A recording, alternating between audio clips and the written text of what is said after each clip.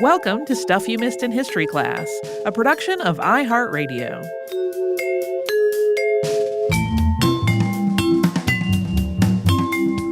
Hello and welcome to the podcast. I'm Tracy V. Wilson. And I'm Holly Fry. This is part 2 of our episode on Horace Walpole, in which we will finally get to all the Gothic horror, Gothic castles, Gothic everything that we promised in part 1 and did not talk about at all, starting basically now. In 1746, Horace Walpole leased a villa in Twickenham, which is today considered part of Greater London. At the time, this villa was known locally as Chopped Straw Hall, and it had been built in 1698. The local lore around it was that its original builder had been a coachman who had made enough money for the house by selling all the good hay while feeding chopped straw to his employer's horses instead. Old paperwork gave the name of the land that it sat on as Strawberry Hill Shot, which is where Walpole got the name for the house. He called it Strawberry Hill. When Walpole found this house, it belonged to Elizabeth Deards Chenevix, who was the wife of toymaker Paul Daniel Chenevix, and also the daughter of toymaker William Deards.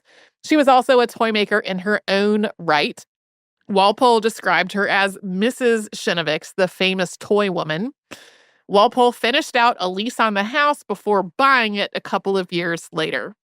His plan from the start was to turn this small house on 5 acres of land into a Gothic castle with its own gardens.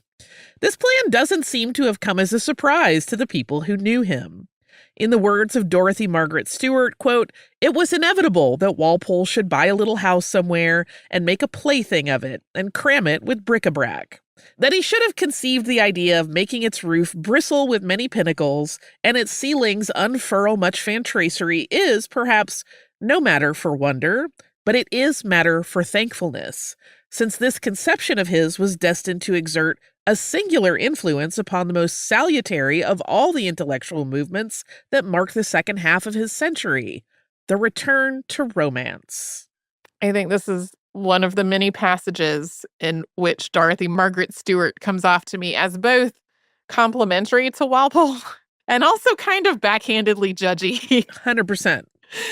Novelist Clara Reeve, whose book The Old English Baron was inspired by Walpole's The Castle of Otranto, included a brief memoir of him in a combined edition of their 2 books. And in it, she wrote, quote, "Mr. Walpole's domestic occupations, as well as his studies, bore evidence of a taste for English antiquities, which was then uncommon. He loved, as a satirist has expressed it, to gaze on Gothic toys through Gothic glass. And the villa at Strawberry Hill, which he chose for his abode, gradually swelled into a feudal castle by the addition of turrets, towers, galleries, and corridors, whose fretted roofs, carved panels, and illuminated windows were garnished with the appropriate furniture of suchins, armorial bearings, shields, tilting lances, and all the panoply of chivalry." A big part of the planning and execution on Walpole's expansion of this house into a castle was his, quote, committee of taste, which was made up of Walpole, architect John Shute, and designer Richard Bentley. Walpole added a library and a refectory in 1753, a gallery, round tower, great cloister, and cabinet in 1760 and 1761, a grand bedchamber in 1770, and another tower in 1776.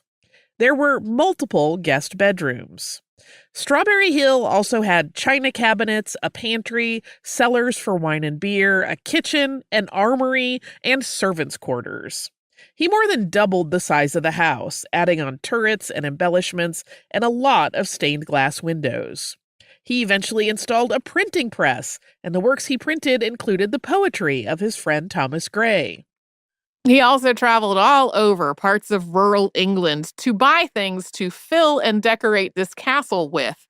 In the words of L.B. Seeley, quote, "As chamber after chamber was added to the castle, it became Walpole's next care to fill them with fresh antiques in furniture, pictures, bronzes, armor, painted glass, and other like articles."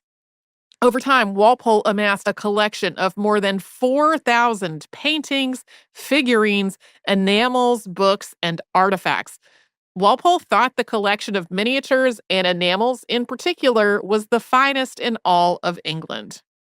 At one point during all of this work, in 1762, there was a labor dispute, which Walpole wrote about in one of his letters. Quote, "Last Saturday night, my workmen took their leave, made their bow, and left me up to the knees in shavings. In short, the journeyman carpenters, like the cabinet makers, have entered into an association not to work unless their wages are raised. And how can one complain? The poor fellows, whose all the labor is, see their masters advance their prices every day and think it reasonable to touch their share." Strawberry Hill wasn't meant just for Walpole's personal lodgings. It was also open for tours when he was not in London for the season. And it was open during that time between the hours of noon and 3. For prominent people, he led these tours himself, but everybody else got led through by the housekeeper after paying a guinea to do it. I love everything about this. I am enamored, yes. And he wrote a guidebook for all of this. It's called A Description of the Villa of Mr. Horace Walpole, youngest son of Sir Robert Walpole, Earl of Orford, at Strawberry Hill near Twickenham, Middlesex, with an inventory of the furniture, pictures, curiosities, etc. And it begins, quote, "It will look, I fear, a little like arrogance in a private man to give a printed description of his villa and collection, in which almost everything is diminutive. It is not, however, intended for public sale, and originally was meant only to assist those who should visit the place." His description of a person's first entrance into Strawberry Hill in this guide goes like this, quote, "You first enter a small, gloomy hall paved with hexagon tiles and lighted by 2 narrow windows of painted glass representing St. John and St. Francis. This hall is united with the staircase, and both are hung with Gothic paper, painted by one tutor from the screen of Prince Arthur's tomb in the Cathedral of Worcester. The balustrade was designed by Mr. Bentley. At every corner is an antelope, one of Lord Orford's supporters, holding a shield. In the well of the staircase, by a cord of black and yellow, hangs a Gothic lantern of tin japanned, designed by Mr. Bentley and filled with painted glass. The door of it has an old pane with the arms of Vere, Earl of Oxford." From there, the guidebook walks through all the rooms, noting what's in each of them, along with some drawings of the castle and the features within it, like the details of the fireplaces. This includes a list of all the china in the china room. It also includes descriptions of the chapel and the cottage and the flower garden that were part of the grounds, and a list of material printed at Strawberry Hill. As you'll recall, he had a printing press. There are also floor plans and appendices and editions of things that have been added to the house after the guide was originally printed. Yeah, as I was reading this, I was like, okay, I'm at the end. Why are there still so many more pages? And it was multiple additional, like, addenda of lists of things that had been added to the house in terms of, like, the collections, not the physical structure. This house is described as almost the opposite of his father's neoclassical estate of Houghton Hall. Dorothy Margaret Stewart put it this way, quote, "Anything less Gothic than Houghton, it would be impossible to conceive." And Strawberry Hill sparked a revival in Gothic architecture, which mostly took place in the UK, but also inspired some buildings in the US and elsewhere as well. Some of these elements were also part of Georgian architecture more broadly, that period, of course, being named for the time in British history spanning the reigns from King George I through the IV. But Gothic architecture, sometimes spelled with a K at the end, included a lot of decorative motifs that harkened back to the medieval period. Lots and lots of turrets and spires and stained glass. This trend continued into the 19th century and eventually became known as Victorian Gothic. Walpole eventually started calling Strawberry Hill his Otranto, and his most famous novel was interconnected with his personal castle. And we'll get into all of that after a sponsor break.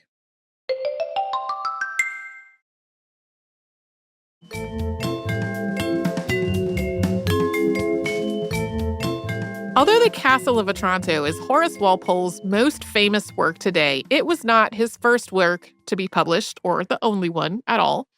He had written various poems and essays, some of which criticized the British government and were published anonymously. In 1757, he published a pamphlet called A Letter from Chouho, a Chinese philosopher at London, to his friend Lian Qi at Peking. So Walpole had developed an interest in Chinese history and culture while studying at Cambridge, and this was written from the perspective of one Chinese man writing to another. But it was really a commentary on what Walpole saw as the cruelty of the English government. This followed the execution of Admiral John Byng during the 7 Years' War. Byng's squadron had been ordered to keep the French from capturing Minorca and had failed to do so. Byng was court-martialed and found guilty under the 12th Article of War, which placed a penalty of death on anyone who did not, quote, do his utmost to take or destroy every ship which it shall be his duty to engage. Walpole strongly opposed the decision to execute Byng, and when he failed to save the admiral, wrote this letter in response, appropriating a Chinese persona to criticize both the English as a people and the execution specifically. In 1762, Walpole started publishing Anecdotes of Painting in England with some account of the principal artists and incidental notes on other arts, collected by the late Mr. George Virtue, and now digested and published from his original manuscripts by Mr. Horace Walpole. This was a work on British art history that would come out in multiple volumes over the subsequent decades. As its name suggests, it was expanded from unpublished notebooks that had been kept by engraver and antiquary George Virtue, and Walpole had purchased those notebooks. This was a really ambitious work. It was one that was meant to provide a thorough account of British art history, and it is still cited as a useful history of British art. In 1763, as the biggest additions to Strawberry Hill were nearing completion, Walpole wrote The Castle of Otranto. Here's how he described this work in a letter to the Reverend William Cole. Quote, I waked one morning in the beginning of last June from a dream, of which all I could recover was that I had thought myself in an ancient castle, a very natural dream for a head filled like mine with Gothic story, and that on the uppermost banister of a great staircase I saw a gigantic hand in armor. In the evening, I sat down and began to write, without knowing in the least what I intended to say or relate. The work grew on my hands, and I grew fond of it. Add that I was very glad to think of anything rather than politics. In short, I was so engrossed with my tale, which I completed in less than 2 months, that one evening I wrote from the time I had drunk my tea, about 6 o'clock, till half an hour after 1 in the morning, when my hand and fingers were so weary that I could not hold the pen to finish the sentence. This book was published on Christmas Eve, 1764, initially without Walpole's name on it, and also not at the press at Strawberry Hill. The premise was that this was a translation of a found manuscript. That manuscript originally written in Italian and dating back to 1529 and also containing an even earlier work. And in that first edition, not published at Strawberry Hill, not with Walpole's name, there were definitely readers who thought this framing device was the real story of where this manuscript had come from. The novel itself was set in medieval Naples during the Crusades, and it blended elements of mystery, horror, and the supernatural. It told the story of a family that inhabited the castle, and this family was the subject of an ancient prophecy that the castle, quote, should pass from the present family whenever the real owner should be grown too large to inhabit it. At the beginning of this story, an enormous helmet falls from the sky and crushes Conrad. I read this in college, and this is the one thing I remember about it, was the giant helmet. Conrad was about to be married to a princess, and it was also his father's only male heir. So Conrad's father tries to marry this princess himself, but a series of events get in the way of that. Some of those events involving ghosts and other supernatural occurrences. There's a giant sword and another prophecy and a big family secret, and the castle itself just looms over the whole thing. An 1811 edition of The Castle of Otranto includes an introduction attributed to Scottish author, poet, and historian Sir Walter Scott. Scott said of the novel, quote, "The Castle of Otranto is remarkable, not only for the wild interest of the story, but as the first modern attempt to found a tale of amusing fiction upon the basis of the ancient romances of chivalry." Scott went on to say that it had been, quote, "justly considered not only as the original and model of a peculiar species of composition, but as one of the standard works of our lighter literature." Scott also described how Walpole wove together the mundane and the spectacular. Quote, "It was his object to draw such a picture of domestic life and manners during the feudal times as might actually have existed, and to paint it checkered and agitated by the action of supernatural machinery, such as the superstition of the period received as a matter of devout credulity. The natural parts of the narrative are so contrived that they associate themselves with the marvelous occurrences, and by the force of that association render those speciosa miracula striking and impressive, though our cooler reason admits their impossibility." And he ticked off a number of the things that would become some of the hallmarks of Gothic literature. Quote, "His feudal tyrant, his distressed damsel, his resigned yet dignified churchman, the castle itself with its feudal arrangement of dungeons, trapdoors, oratories, and galleries, the incidents of the trial, the chivalrous procession, and the combat. In short, the scene, the performers, and action, so far as it is natural, form the accompaniments of his specters and his miracles, and have the same effect on the mind of the reader that the appearance and drapery of such a chamber as we have described may produce upon that of a temporary inmate." The whole point, in Scott's words, was, quote, "not merely to excite surprise and terror by the introduction of supernatural agency, but to wind up the feelings of his reader till they become for a moment identified with those of a ruder age, which held each strange tale devoutly true." A second edition of The Castle of Otranto came out in 1765, and that one revealed that Horace Walpole had written it. He had named the castle for a place that he had seen on a map of Italy, but had not visited during his travels there. As we set up at the top of the show, there are other earlier works that contain some elements of mystery or horror or the supernatural, like The Castle of Otranto did, but this novel is credited with launching Gothic literature as a genre. It inspired works like Anne Radcliffe's Mysteries of Udolpho, as well as Jane Austen's Northanger Abbey, which satirized this genre and was published posthumously. Elements of Gothic fiction also inspired authors and poets during the Romantic period. That included Mary Shelley with her novel Frankenstein or the modern Prometheus, Emily Bronte's Wuthering Heights, and Charlotte Bronte's Jane Eyre. Walpole continued to write and publish other work after this. There was An Account of the Giants Lately Discovered in a Letter to a Friend in the Country, which was published in 1766, in which Dorothy Margaret Stewart said he, quote, "satirized everything and almost everybody that he disliked. Methodism and pedantry, slavery and the Stamp Act, Whitefield and the Grenvilles." Walpole also wrote histories, including Historic Doubts on the Life and Reign of King Richard III, which was published in 1768. That was a more sympathetic treatment of the king and raised doubts about whether he had killed the princes in the Tower. We covered the princes in the Tower in November of 2021. That year, he also published a blank verse drama called The Mysterious Mother, a Tragedy, which was a story of family betrayal that included a lot of accidental incest. He also published memoirs of Kings George II and George III, which were essentially political histories of those kings' reigns. There was even a long essay on modern gardening, which started out as part of a collection of essays, but was eventually printed as its own standalone booklet. I wanted to talk more about this essay, but could not for reasons we will talk about on Friday. We're going to take a quick sponsor break, and then we will talk about some things that happened in the later half of Horace Walpole's life, aside from all the Gothic.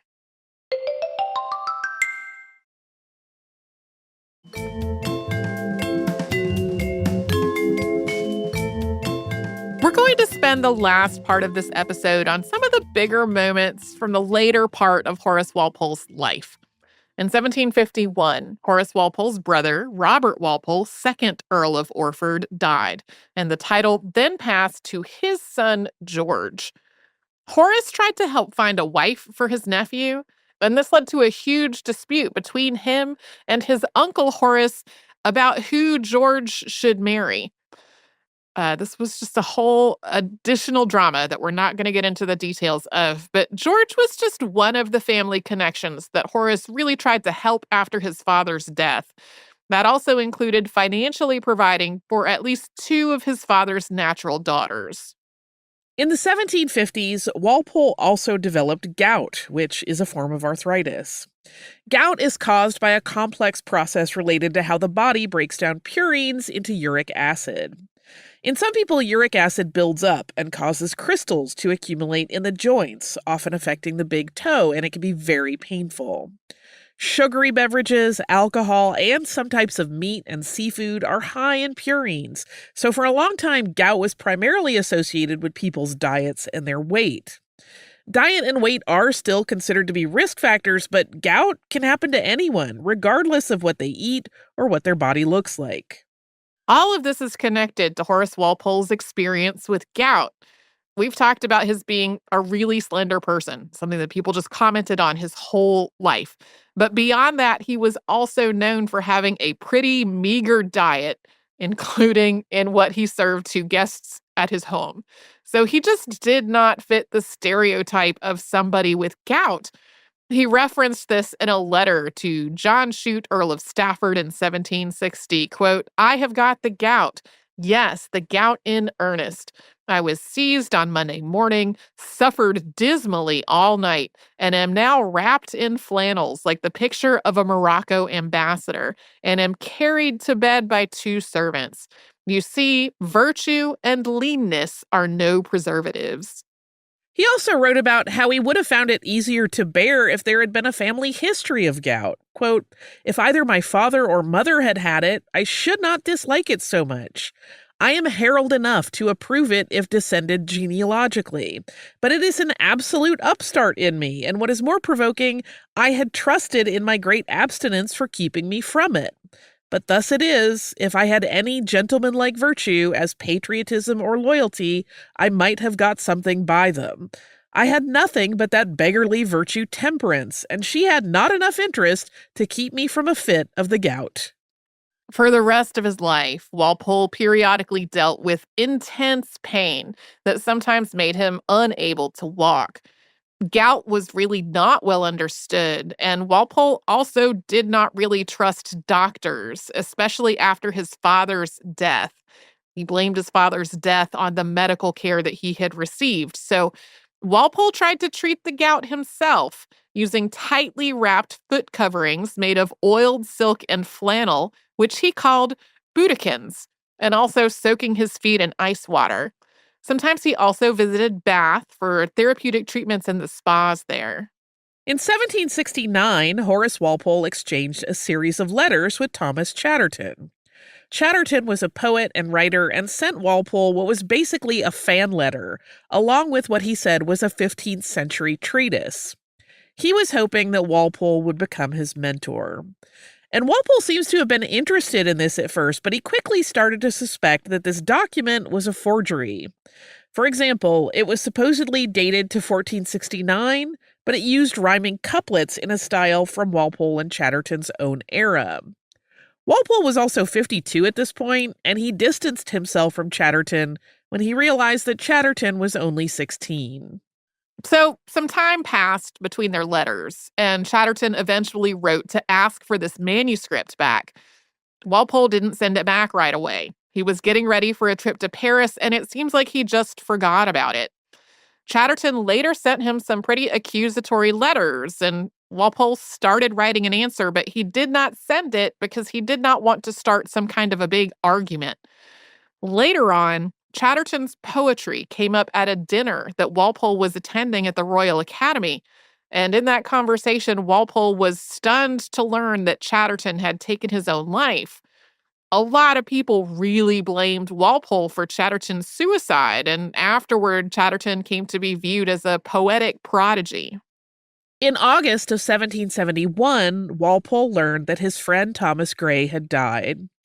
Afterward, he wrote in a letter, quote, "Methinks, as we grow old, our only business here is to adorn the graves of our friends or to dig our own." In 1775, in the early months of the Revolutionary War, he wrote a letter to Horace Mann in which he said, quote, "You will not be surprised that I am what I always was, a zealot for liberty in every part of the globe, and consequently that I most heartily wish success to the Americans." In 1780, a wave of anti-Catholic rioting struck London in response to the Catholic Relief Act of 1778. This act allowed Catholics who signed an oath of allegiance to buy land and join the army. Walpole documented this through his letters as well. We said earlier that Walpole showed some anti-Catholic sentiments in his writing, but in these letters, he is critical of the rioters and their leaders. His letter to the Reverend Mr. Cole said in part, quote, "I can give you little account of the origin of this shocking affair. Negligence was certainly its nurse, and religion only its godmother. The ostensible author is in the Tower.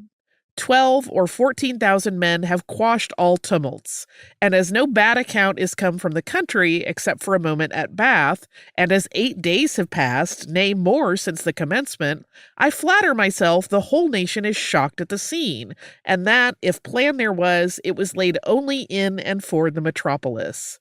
The lowest and most villainous of the people, and to no great amount, were almost the sole actors." I think this rioting might wind up being a episode of the show in the future because it is not something that I was even aware had happened. By this point, Walpole was in his 60s. Dorothy Margaret Stewart described his last years this way, quote, "So violent and so profound were the social and political changes that marked his last 2 decades, Walpole took refuge, as in a fortress, within the embattled walls of Strawberry, and felt himself beleaguered there by uncouth people and ideas even more uncouth." In December of 1791, Walpole's nephew George died, having developed a reputation for being extravagant, eccentric, and mentally ill. After his death, Horace Walpole became 4th Earl of Orford. He described the estate and title as, quote, "a source of lawsuits among my near relations, endless conversations with lawyers, and packets of letters to read every day and answer. All this weight of new business is too much for the rag of life that yet hangs about me." He never took his seat in the House of Lords. Horace Walpole died in London at his house there, which was at number 11 Berkeley Square, on March 2nd, 1797. He was 79. He had dictated an obituary to his secretary a couple of weeks before, and it read, quote, "Yesterday died, at the very advanced age of between 80 and 90, at his house in Berkeley Square, Horace Walpole, 4th Earl of Orford, after a severe fit of the gout all over him." Walpole never married or had children, so his earldom became extinct after his death, although it was later revived, only to become extinct again. He left his property to people he had been close to later in his life. He had built a house called Cliveden in 1768, named for actor Kitty Clive, who lived there for a time. He left it to sisters Mary and Agnes Barry. Their father was Walpole's literary executor, but with the understanding that Mary would be the one selecting and arranging manuscripts. There had been some rumors that Walpole planned a marriage to Mary, although at the time he was 70 and she was 24. Yeah, I have no idea whether that was a thing that anyone was actually talking about. Walpole left Strawberry Hill to Lady Anne Seymour Damer, another person to maybe do an episode about sometime. She was his cousin's daughter and his goddaughter. She was a sculptor, and he was a big supporter of her work. He called her a female genius, while her contemporaries described her as a sapphist. The word lesbian wasn't widely used during her lifetime. She did not claim the label of sapphist, and to be clear, this was something other people were calling her in order to denigrate her. But it is clear that she had deep and loving relationships with other women, including with Mary Berry. Which brings us to Walpole's own identity. Like a number of other people that we've talked about on the show, he's definitely someone who has a place under the umbrella of queer history. But different historians have drawn different conclusions on exactly how, using today's understanding of things like gender and sexual orientation. And this can be difficult to do, both because of how people in the past expressed their thoughts and feelings, and because as a society, our understanding of sex and gender is continually evolving. Some historians conclude that Horace Walpole had romantic and sexual relationships with men and women. Others that he only had them with men, and some that he never had a sexual relationship with anyone of any gender. Beyond the Berry sisters and Lady Anne Seymour Damer, Walpole's social circle was full of people who just didn't follow conventions about gender and relationships. Accounts of his relationships with the men in his life can come across as very campy, and a number of essays frame Strawberry Hill as a giant closet that he built for himself so that he and his friends would have the space to be themselves. There are also literary critics who have noted that Walpole, who was living outside the bounds of what was expected for a man and masculinity, helped launch a literary genre that gave a lot of women the space to be transgressive in their writing and the relationships that they were writing about, including people like Anne Radcliffe, Mary Shelley, Charlotte Bronte, even more recent writers like Daphne du Maurier, who we covered on the show in June of 2021. These relationships included people like Sir Horace Mann, who also never married and who raised eyebrows for his friendship with painter Thomas Patch, who moved to Florence after being expelled from Rome after a charge related to homosexuality. Even though Mann and Walpole never saw one another in person again, their letters suggest a deep connection and a sense of something unfulfilled. For example, when Robert Walpole's time in the government was coming to its tumultuous end, Mann wrote a letter suggesting this might pave the way for Horace to come back to Italy. He wrote, quote, "We may be quiet and happy here together, far from the insults of saucy, ungrateful people.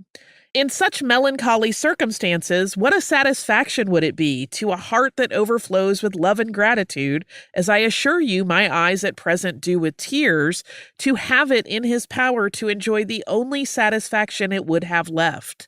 I say no more. You must certainly understand me. You have an heart too tender yourself not to excuse the want of utterance on such an occasion." So Walpole didn't respond to this letter, though, and Mann never brought this idea up again. But then Walpole did, after Mann's last surviving brother died in 1775, and Mann inherited an estate in Kent. So Walpole's suggestion that Mann might then move to England was not as emotionally charged as what Holly just read. Although he did say, quote, "I flatter myself this thought delights you as much as it does me. I own it was the moment I always looked to." But in his response, Mann pointed out a number of reasons that it was just out of the question for him at the age of 70 to try to return to England.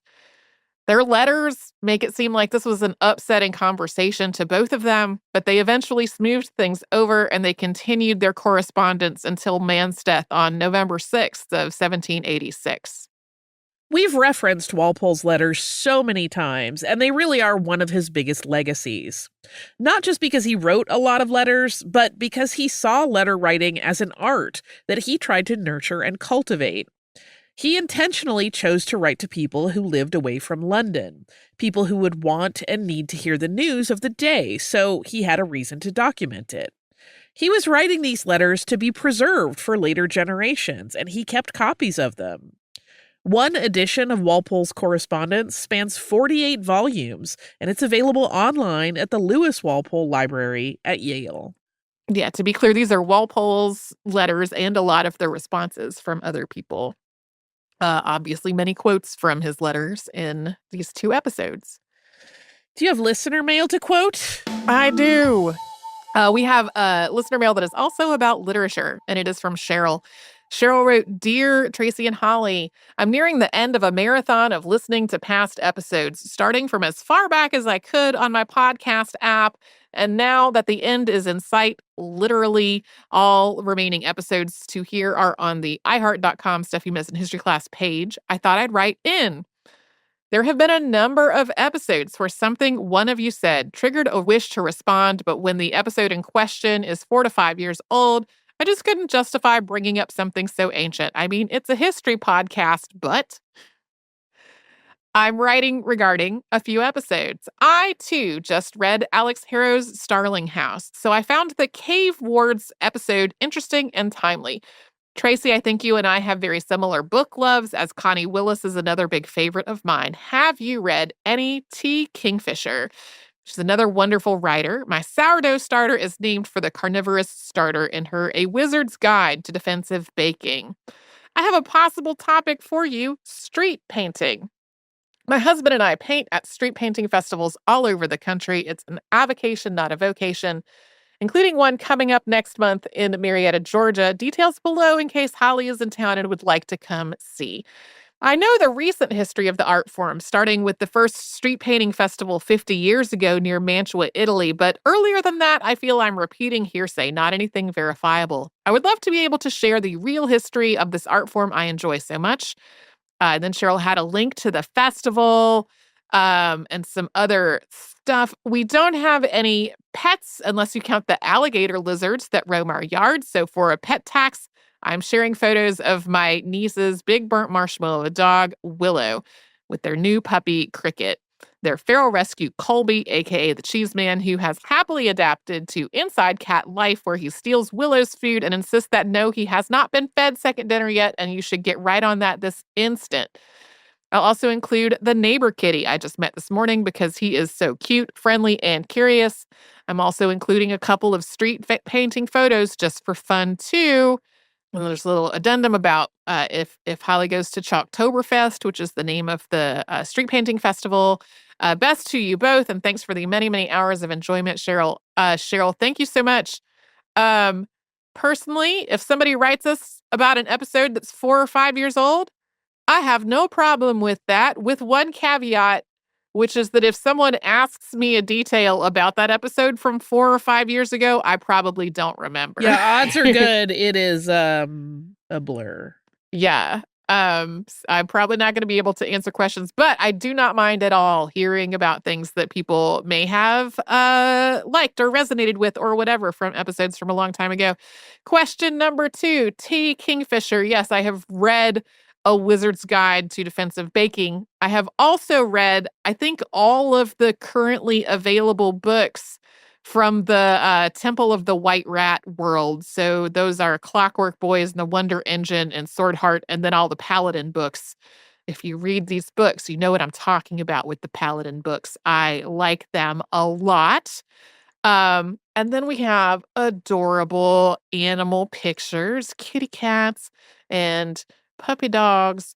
Just a great piece of street painting art that has like a 3-dimensional look to it. It looks like a kid in a bathtub with a cat who is stalking the rubber duck that has fallen on the floor. What's this next one? Oh, this is another very, imagine a child who has turned a cardboard box into an airplane, being flanked by a dog in a cardboard box and a cat in a different cardboard box. And we have a kitty cat in a tree. So cute. I love all of these. I will note this will air after the fact that I will miss Chalktoberfest this year. I think I've only made it to one ever because there is also, it's one of those things where because it's fall.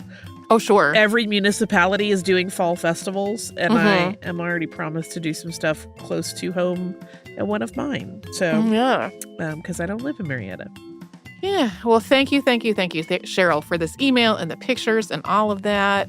If you'd like to send us a note, we're at historypodcast@iHeartRadio.com, and you can subscribe to our podcast on the iHeartRadio app or wherever else you'd like to get your podcasts.